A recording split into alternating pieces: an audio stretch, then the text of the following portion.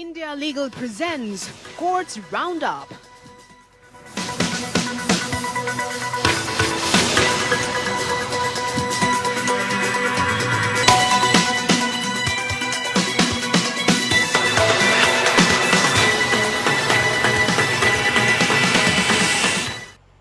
नमस्कार, आप देख रहे हैं हमारी खास पेशकश कोर्ट्स राउंड अप। मैं हूं आपके साथ रेशु त्यागी। इस बुलेटिन में अगले आधे घंटे हम आपको कोर्ट से जुड़ी तमाम छोटी बड़ी खबरों से रूबरू कराएंगे। कोर्ट की कार्यवाही और सुप्रीम कोर्ट से लेकर हाई कोर्ट और लोअर कोर्ट तक के फैसलों को आपके सामने रखेंगे। तो शुरू करते हैं कोर्ट से जुड़ी हुई तमाम खबरें। India Legal presents Courts Roundup.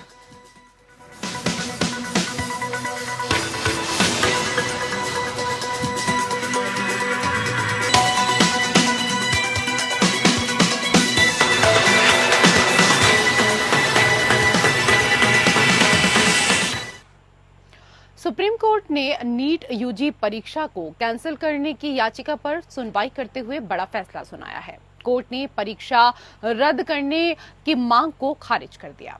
NTA ने नीट में ग्रेस मार्क्स वाले छात्रों को दोबारा परीक्षा देने का विकल्प दिया है। इस तरह से अब 1563 छात्रों को दोबारा परीक्षा देनी होगी। उनका स्कोर कार्ड रद्द कर दिया गया है। फिर से एग्जाम 23 जून को होगा और रिजल्ट 30 जून तक घोषित किया जाएगा। वहीं सुप्रीम कोर्ट ने नीट काउंसलिंग पर रोक लगाने से इनकार कर दिया है।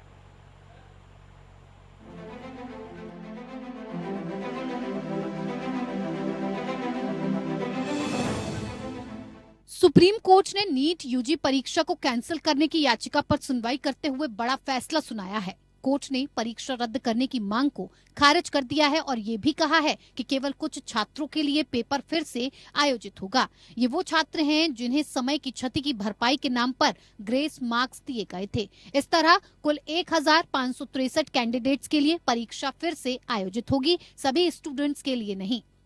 नीट यूजी 2024 परीक्षा का आयोजन फिर से 23 जून के दिन किया जाएगा। इस दिन केवल उन 1563 स्टूडेंट्स के लिए परीक्षा आयोजित की जाएगी जिन्हें ग्रेस मार्क्स दिए गए हैं। इस प्रकार ये भी साफ हो गया है कि परीक्षा रद्द करने की स्टूडेंट्स की मांग को कोर्ट ने खारिज कर दिया है। कोर्ट ने केवल इन स्टूडेंट्स के लिए परीक्षा फिर से आयोजित करने की बात कही है। एनटीए भी अपने स्पष्टीकरण में पहले ये बात कह चुका था कि ये मामला 24 लाख बच्चों का नहीं है बल्कि 500 स्टूडेंट्स का है। इस प्रकार नीट परीक्षा की बाकी अनियमितताओं के आरोप पर कोर्ट का जवाब आना अभी बाकी है।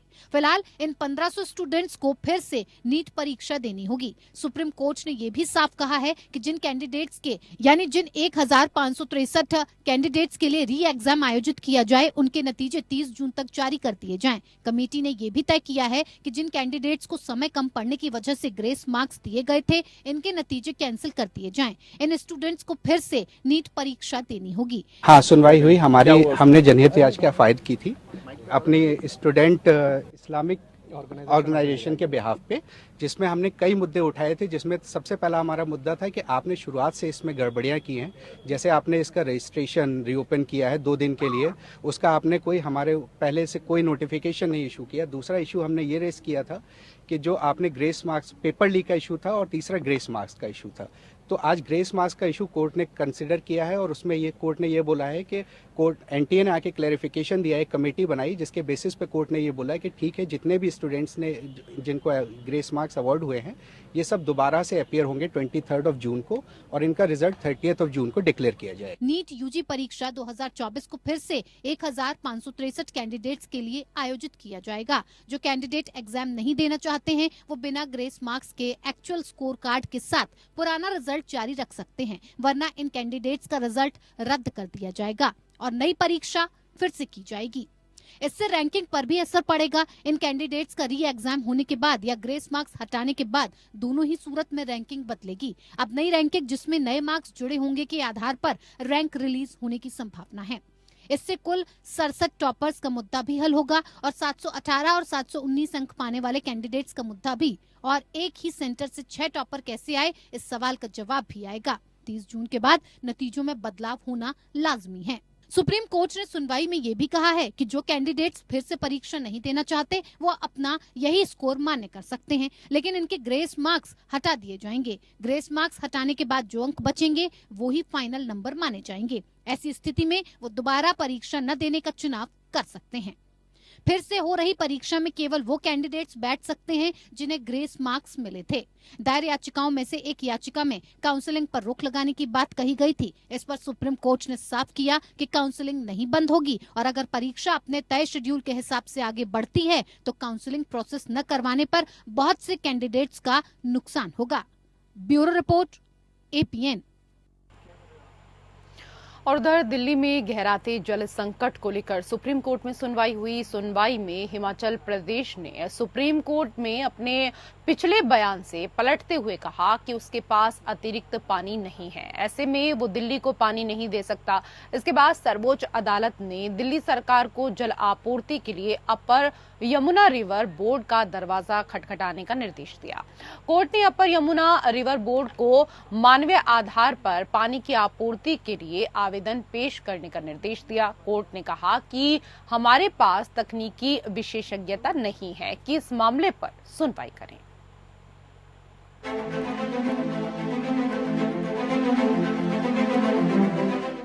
दिल्ली जल संकट मामले पर सुप्रीम कोर्ट में सुनवाई हुई। सुप्रीम कोर्ट ने दिल्ली सरकार को निर्देश दिया कि वो पानी की सप्लाई के लिए अपर यमुना रिवर बोर्ड से अपील करें। कोर्ट ने कहा कि दिल्ली सरकार को मानवीय आधार पर अपील करनी चाहिए। वहीं हिमाचल प्रदेश सरकार ने पहले सुप्रीम कोर्ट को बताया था कि उनके पास अतिरिक्त पानी है, जिसके बाद कोर्ट ने हिमाचल को अतिरिक्त पानी छोड़ने का निर्देश दिया था, जो हरियाणा होते हुए दिल्ली पहुंचना था।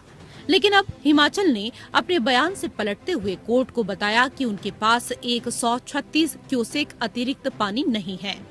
पीठ ने कहा, राज्यों के बीच यमुना के पानी का बंटवारा एक जटिल और संवेदनशील मुद्दा है और इस अदालत के पास वो तकनीकी विशेषज्ञता नहीं है इस पर फैसला कर सकें। ऐसे में यह मामला उस निकाय पर छोड़ा जाना चाहिए जिसका गठन विभिन्न पक्षों में समझौते के बाद MOU द्वारा साल 1994 में किया गया था। जस्टिस प्रशांत कुमार की अध्यक्षता वाली बेंच ने मामले पर सुनवाई के दौरान हिमाचल सरकार को फटकार लगाते हुए कहा, बेहद संवेदनशील मामले में आपने गलत जवाब कोर्ट में दिया। कोर्ट ने कहा 137 क्यूसेक अतिरिक्त पानी की बात कही गई है और यह इतना संवेदनशील मामले में हल्का जवाब दिया गया। आपके ऊपर कोर्ट की अवमानना का मुकदमा क्यों न चलाया जाए? हम आपके सचिव को भी तलब कर सकते हैं। हालांकि कोर्ट ने कहा कि इस मामले को UYRB के सामने अपना बयान दें ताकि मामला जटिल न हो। ऐसा इसलिए क्योंकि यह आपातकाल मुद्दा है। हिमाचल सरकार की तरफ से कहा गया कि हमारी नियत सही थी, हालांकि जो जवाब दाखिल किया गया है उसमें कुछ कमियां हैं, उसको ठीक किया जाएगा और कोर्ट के सामने रिकॉर्ड को दिया जाएगा। हिमाचल सरकार ने सुप्रीम कोर्ट से कहा कि हम अपना हलफनामा वापस ले रहे हैं और इसकी जगह एक नया हलफनामा दाखिल करेंगे। हिमाचल प्रदेश सरकार के आग्रह को कोर्ट ने स्वीकार कर लिया। कोर्ट ने कहा, सभी पक्षों को सुनने के बाद हमारा मानना है कि पहले के समझौते पर किए गए हस्ताक्षर करने वाले राज्यों के बीच पानी साझा करने से संबंधित यह मुद्दा जटिल और संवेदनशील है और अदालत इस विषय की विशेषज्ञ नहीं है। ऐसे में इस मामले को यमुना रिवर फ्रंट बोर्ड को सुनना चाहिए। कोर्ट ने अपने आदेश में हरियाणा सरकार के बयान को रिकॉर्ड पर लिया। कोर्ट ने कहा कि हमारे 6 जून के आदेश के मुताबिक हमने सभी पक्षों को स्टेटस रिपोर्ट दाखिल करने को कहा था, जिसके बाद दिल्ली सरकार ने कोर्ट को बताया कि वजीराबाद में पानी करार के मुताबिक मेंटेन नहीं किया गया, जबकि हरियाणा सरकार ने कहा कि उन्होंने पानी को रिलीज किया है। मुनक कैनाल के जरिए पानी रिलीज किया गया है, जबकि हरियाणा सरकार ने कहा कि उनके पास अतिरिक्त पानी नहीं है, लेकिन 1994 के करार के मुताबिक दिल्ली को पानी दे रहे हैं। Bureau report.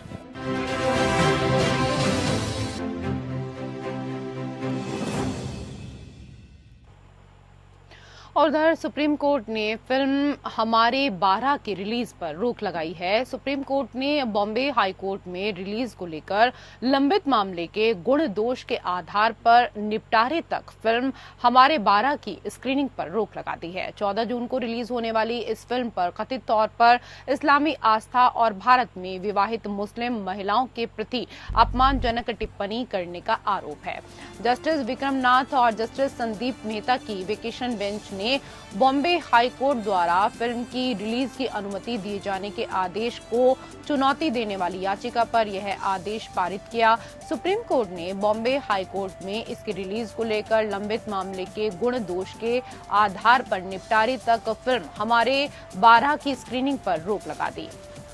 14 जून को रिलीज होने वाली इस फिल्म पर कथित तौर पर इस्लामी आस्था और भारत में अविवाहित मुस्लिम महिलाओं के प्रति अपमानजनक टिप्पणी करने का आरोप है। जस्टिस विक्रम नाथ और जस्टिस संदीप मेहता की वेकेशन बेंच ने बॉम्बे हाई कोर्ट द्वारा फिल्म की रिलीज की अनुमति दिए जाने के आदेश को चुनौती देने वाली याचिका पर यह आदेश पारित किया है। शुरू में याचिकाकर्ता अजहर बादशाह तंबोली ने केंद्रीय प्रमाणन बोर्ड के खिलाफ बॉम्बे हाईकोर्ट में रिट याचिका दायर की, जिसमें फिल्म हमारे 12 को दिए गए सर्टिफिकेट को रद्द करने और इसकी रिलीज पर रोक लगाने की मांग की गई। याचिकाकर्ता ने आरोप लगाया कि फिल्म जिसे पहले 7 जून को रिलीज किया जाना था, सिनेमाटोग्राफ अधिनियम 1952 के प्रावधानों और इससे जुड़े नियमों और दिशा निर्देशों का उल्लंघन कर रही है। उन्होंने दावा किया कि ट्रेलर इस्लामी आस्था और भारत में विवाहित मुस्लिम महिलाओं के लिए अपमानजनक है। फिल्म के रिलीज संविधान के अनुच्छेद 19 खंड 2 और अनुच्छेद 25 का उल्लंघन करेगी। याचिकाकर्ता के अनुसार ट्रेलर में विवाहित मुस्लिम महिलाओं को समाज में व्यक्तियों के रूप में कोई स्वतंत्र अधिकार नहीं होने के रूप में दर्शाया गया है और यह कुरान की आयत 223 की गलत व्याख्या पर आधारित है। यह दावा किया गया कि फिल्म की रिलीज से पहले किए जाने वाले संशोधन के बावजूद ट्रेलर में CBFC द्वारा दिए गए प्रमाणन के बारे में कोई अस्वीकरण या संदर्भ नहीं है। दूसरी ओर CBFC ने तर्क दिया कि सभी आवश्यक प्रक्रियाओं का पालन करने के बाद फिल्म के लिए प्रमाणन दिया गया और इसने दावा किया कि आपत्तिजनक दृश्य और संवाद हटा दिए गए और YouTube और बुकमाई शो याचिकाकर्ता द्वारा संदर्भित पर जारी किए गए फिल्म के ट्रेलर प्रमाणित ट्रेलर नहीं है।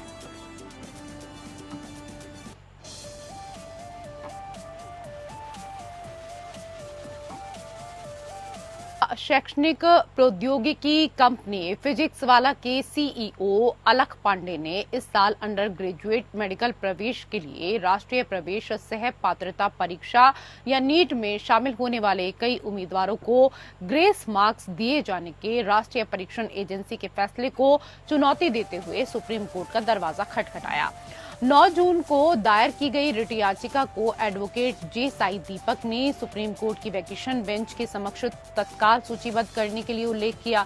जस्टिस विक्रम नाथ की अध्यक्षता वाली पीठ ने जवाब में वकील से कहा कि वह मामले को रजिस्ट्री के समक्ष उल्लेख करें, जिससे लिस्टिंग अनुरोध चीफ जस्टिस के माध्यम से भेजा जा सके।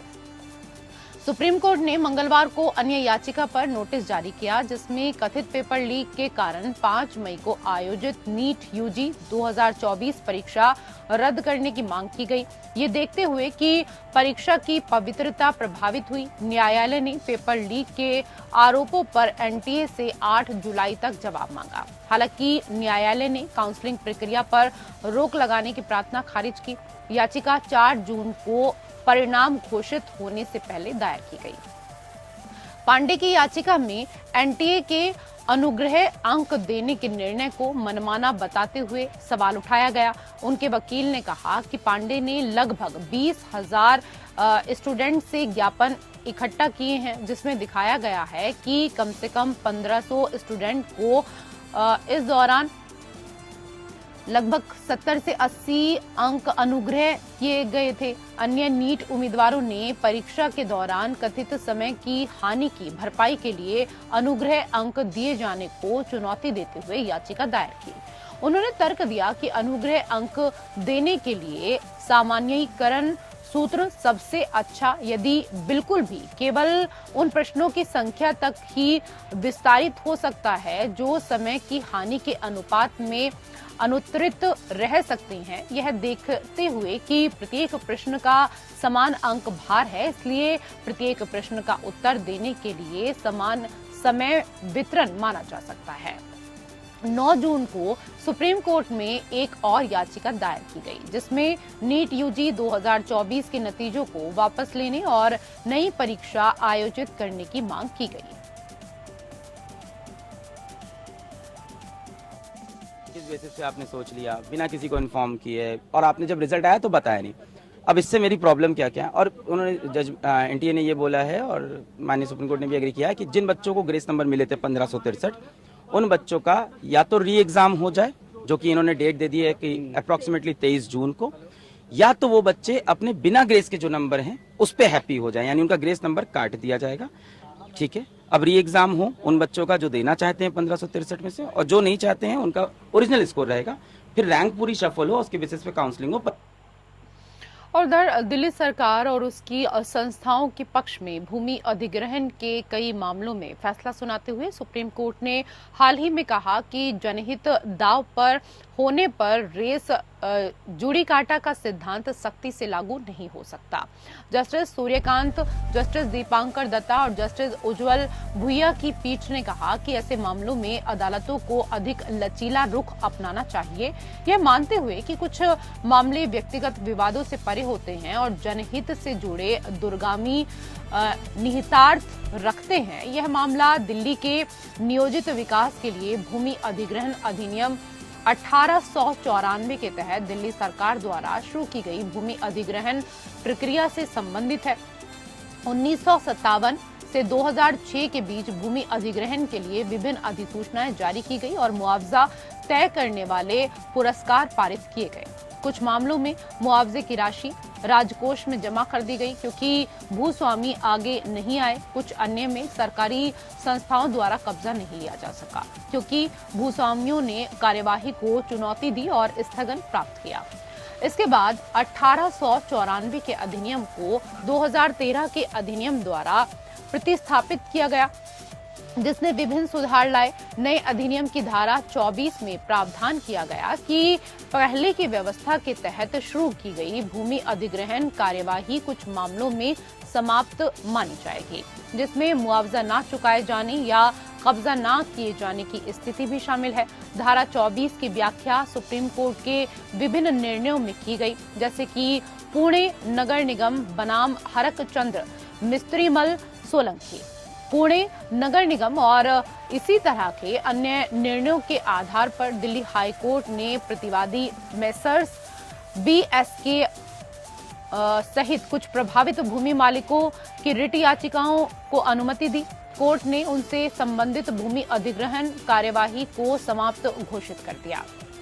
4 साल बाद 2020 में पुणे नगर निगम के फैसले को संविधान पीठ ने इंदौर विकास प्राधिकरण बनाम मनोहर लाल के फैसले से पलट दिया, जिसमें ये माना गया कि अधिग्रहण की कार्यवाही को तभी समाप्त घोषित किया जा सकता है जब दोनों शर्तें पूरी हो जाएं, यानी भूमि मालिकों को मुआवजा न देना और अधिग्रहित भूमि पर राज्य का भौतिक कब्जा न लेना।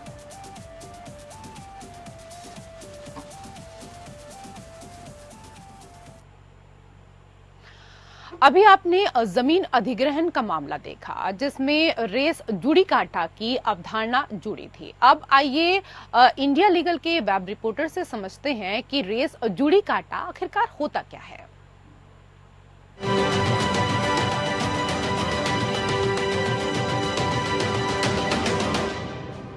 रेस जुडिकाटा संधि विच्छेद करूं तो रेस यानी सब्जेक्ट मैटर और जुडिकाटा यानी एडजस्ट। क्लब करके समझें तो जिस सब्जेक्ट मैटर की बात कर रहे हैं वो ऑलरेडी कोर्ट द्वारा एडजस्ट हो चुका है। रेस जुडिकाटा समझने के लिए 3 प्रिंसिपल आपको समझना जरूरी है। पहला, किसी एक व्यक्ति को एक कॉज ऑफ एक्शन के लिए 2 बारी परेशान नहीं किया जा सकता। दूसरा, कि ये स्टेट के इंटरेस्ट में है कि जो लिटिगेशन है उसका कोई एंड हो। तीसरा, कि जुडिशियल डिसीजन को आपको करेक्ट डिसीजन की तरह मानना पड़ेगा। सेक्शन 11 ऑफ सीपीसी कहता है कि अगर एक इशू कोर्ट द्वारा डिसाइड हो चुका है तो फिर वो इशू किसी दूसरे सूट का सब्जेक्ट मैटर नहीं बन सकता। ऑल्सो जो डेफिनेशन सेक्शन 11 में दी गई है, ये डेफिनेशन एग्जॉस्टिव नहीं है। हाल ही में सुप्रीम कोर्ट ने ये भी नोट किया कि ये जो प्रिंसिपल है रेस जुडिकाटा का, वो पब्लिक इंटरेस्ट के केसेस में यूज हो ऐसा जरूरी नहीं है। कोर्ट ने ये भी नोट किया कि रेस जुडिकाटा एक टेक्निकल प्रिंसिपल है जो सेम पार्टीज को बार बार सेम इशू पर लिटिगेट करने से रोकती है जब कोर्ट ने कंक्लूसिवली उस मैटर पर डिसाइड कर चुकी है।